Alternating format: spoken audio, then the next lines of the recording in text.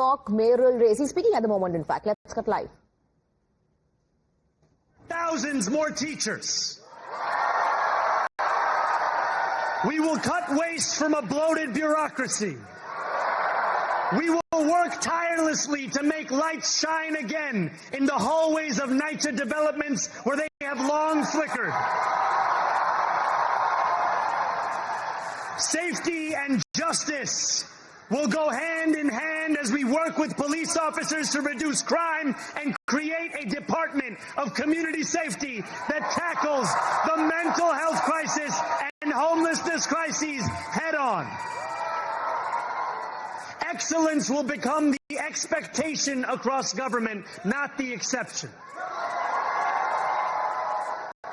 In this new age we make for ourselves, we will refuse to allow those who traffic in division and hate to pit us against one another. In this moment of political darkness, New York will be the light.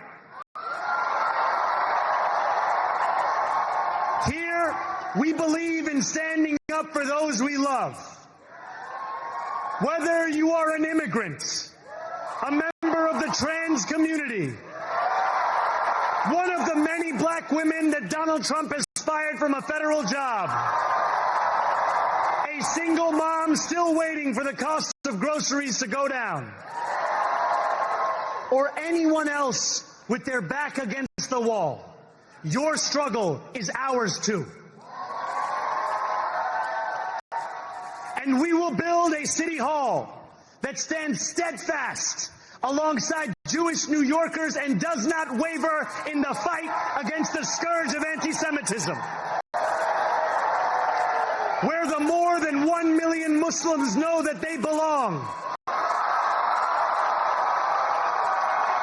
Not just in the 5 boroughs of this city, but in the halls of power.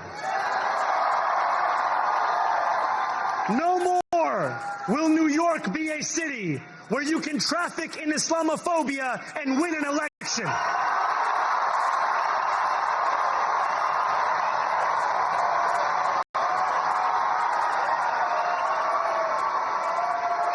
This new age will be defined by a competence and a compassion that have too long been placed at odds with one another. We will prove that there is no problem too large for government to solve and no concern too small for it to care about. For years, those in City Hall have only helped those who can help them. But on January 1st, we will usher in a city government that helps everyone. Now, I know that many have heard our message only through the prism of misinformation. Tens of millions of dollars have been to redefine reality and to convince our neighbors that this new age is something that should frighten them. As has so often occurred, the billionaire class has sought to convince those making $30 an hour that their enemies are those earning $20 an hour. They want the people to fight amongst ourselves so that we remain distracted from the work of remaking a long broken system. We refuse to let them dictate the rules of the game anymore. They can play by the same rules as the rest of us. Together, we will usher in a generation of change. And if we embrace this brave new course, rather than fleeing... So Zohran Mamdani, they're talking about a generation of change. He, in fact, will be the first Muslim mayor, the youngest representing New York City. Let me go across to my colleague Srinjoy Chaudhary joining us in the broadcast with more details. And many would say he has actually played that card well. Today also, while speaking, he's hit out at Donald Trump directly saying you cannot win elections in New York anymore on the issue of Islamophobia. First of all, New York has always been a blue state and a blue town. It's almost impossible for a Republican to win in New York. So therefore, it's extremely likely that Mamdani would have won. But it must be said that his socialist policies, his democratic socialist policies of taxing the rich and sending a lot of freebies to the people who are needy, whether it's transport, whether it's childcare, whether it's other incentives, all of those the people of New York have liked, and they have voted him to power. So it'll be interesting to see how he performs, what the checks and balances will be, and whether President Trump of the United States clears the federal funding for New York. But for the Democrats, the major victory, if you look at it in a nationwide way, would be the victory of the governor of Virginia, Abigail Spanberger. She's a centrist, a white woman who has the great opportunity of carving a role for herself in national politics. Maybe in 4 years, maybe in 8 years, she can be, if she continues this way, a presidential candidate or potentially a presidential candidate. So Virginia, in any case, is a narrowly blue state. It's a faintly blue state, maybe 52% by 48%. There, she has won overwhelmingly as a democratic centrist. She's a centrist, and it is entirely possible that she will be acceptable more to America than, of course, Mamdani. Mamdani can be mayor of New York, but it's harder for him to be president of America. The new governor of Virginia has the potential of having in fact, I'm being told that Mamdani at the moment is speaking, is hitting out at Donald Trump. Let's listen in. When we enter City Hall in 58 days, expectations will be high. We will meet them. A great New Yorker once said that while you campaign in poetry, you govern in prose. If that must be true, let the prose we write still rhyme, and let us build a shining city for all. And we must chart a new path, as bold as the one we have already traveled. After all, the conventional wisdom would tell you that I am far from the perfect candidate. I am young, despite my best efforts to grow older. I am Muslim. I am a democratic socialist. And most damning of all, I refuse to apologize for any of this. And yet, if tonight teaches us anything, it is that convention has held us back. We have bowed at the altar of caution, and we have paid a mighty price. Too many working people cannot recognize themselves in our party. And too many among us have turned to the right for answers to why they've been left behind. We will leave mediocrity in our past. No longer will we have to open a history book for proof that Democrats can dare to be great. Our greatness will be anything but abstract. It will be felt by every rent-stabilized tenant who wakes up on the first of every month, knowing the amount they're going to pay hasn't soared since the month before. It will be felt by each grandparent who can afford to stay in the home they have worked for, and whose grandchildren live nearby because the cost of childcare didn't send them to Long Island. Srinjoy Chaudhary continues to be with us on the broadcast. So while Zohran Mamdani is talking about the changes that one will witness he assumes power in office. He is also, once again emphasizing he's a young mayor, he's a Muslim, and he's a democratic socialist. He says, I'm not going to apologize for any one of that. Yes, he's a brilliant speaker. There is no question about that. The question is, how will he govern and how successful will his tenure as mayor be? Let's hope for the best for the people of New York, because already there are tensions. President Trump says he will cut federal funding. Now that is not going to be easy for Zohran Mamdani. He has promised to tax the rich and also has planned a lot of development initiatives for people who need it. For instance, in healthcare, in transport, in a variety of other ways, minimum wages, all of that. He is standing up for the needy. Now, New York is one of the richest cities in the world. As I had mentioned, New York's GDP is 1/3 of all of India's.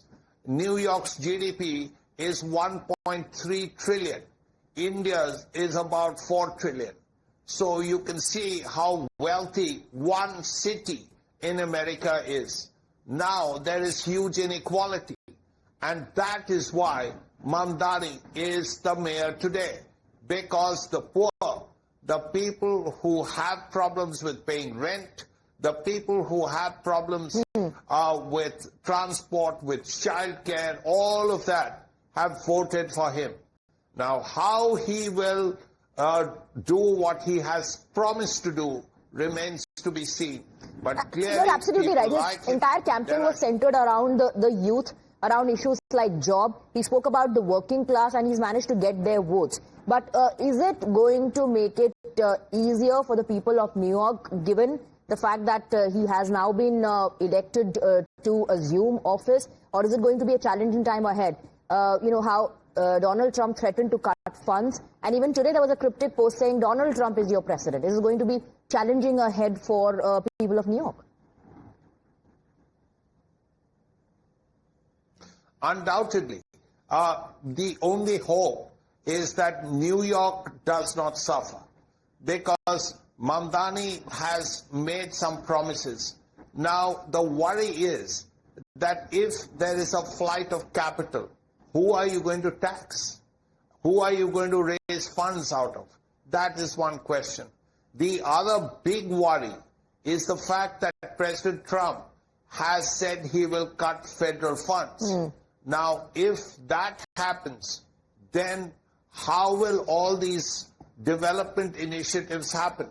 How will you ensure that there is free health care, as there should be, as there's child support, free child support, all these things that he has planned?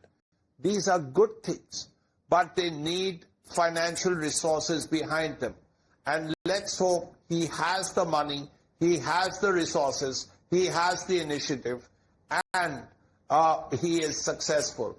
Because the people of New York have voted him to power, and they have expectations. They want lower rent, they want childcare, they want jobs, they want better employment facilities, they want lots of things. That's why they voted for him, because he's promised them. Now the important thing is he going to be able to actually do what he's promised to do? Let's hope for the people of New York that he will, because the New Yorkers have suffered a lot, they have been troubled a lot. Now, at least for the people who need his help, let's hope the help will be forthcoming. Right. So just stay on with us. We are now joined by economist Viren Mehta, who is joining us from Manhattan. He's been living in US for 50 plus years now. Zohran Mamdani, and in his speech he emphasized on the fact that he's young, he's a Muslim, he's a democratic socialist. It's true that he's the first Indian American Muslim to become the mayor of New York. How will that change things for New Yorkers? How are you looking at this? Because this definitely comes as a big blow to Donald Trump, who was heavily invested in this entire campaign against Mamdani. Well, I think first of all, we need to acknowledge that the baton has been passed to younger generation. And we have an opportunity to recognize this youthful power. Mamdani won with support of 85,000 volunteers pounding the pavement and turning out the vote. This is a historic vote for the city of New York and indirectly, at least, for the entire country. The opportunity for Mamdani is clear. Any transition is always going to be with difficulties. There will be opponents, starting with Washington, but at the same time, as you were pointing out, New York is a very big economy. It is a very resourceful state. And let's not forget, so many people have spoken that now, if Mr. Trump is watching the polls, he cannot afford to alienate the number of people, especially now that California also has voted revamping of how the congressional districts are assigned. So the opportunity is there. It does not guarantee success, but I believe the forces favor Mamdani, despite all the challenges that we all recognize he must tackle. So what was it about Mamdani, his campaign, that people liked? It's plain and simple. People do not want the old blood telling the old story and not being able to deliver. We need new blood, we need fresh ideas, and we need bold initiatives. No matter how difficult they may prove to be to implement, over time, there is an opportunity for success when people put their mind to it. We know that old politics has not worked, and this is the opportunity for the new blood to try their hand, and I think they're likely to be more successful than the old people. Stay on with us, sir. I want to quickly go back to Srinjoy. Srinjoy, like we were discussing, the dynamics change from here. Obama says the future looks bright. But do you think Donald Trump is going to take this line down, given how Donald Trump has issued threats? First of all, there is that threat of withholding federal funds. If that happens, that is going to be difficult for New York. Because as we just heard Mr. Mehta speaking, making it very clear that this is an opportunity. But if there is a withholding of federal funds, then it will be more difficult for these efforts at childcare, at free transportation, at rent-free areas. All of that will be more difficult. But we just have to see how this works out. Let's not forget that Donald Trump is a New Yorker himself. He wants good for his city. And if he withholds funds from his city, then he's hurting his city. These are things that have to be kept in mind. As Mr. Mehta rightly said, this is an opportunity for the youth. This is a vote by the youth. And this is a chance that New York has given young people to do well. Now, let's just hope New York flourishes. Absolutely. Srinjoy and Mr. Mehta, stay on with us.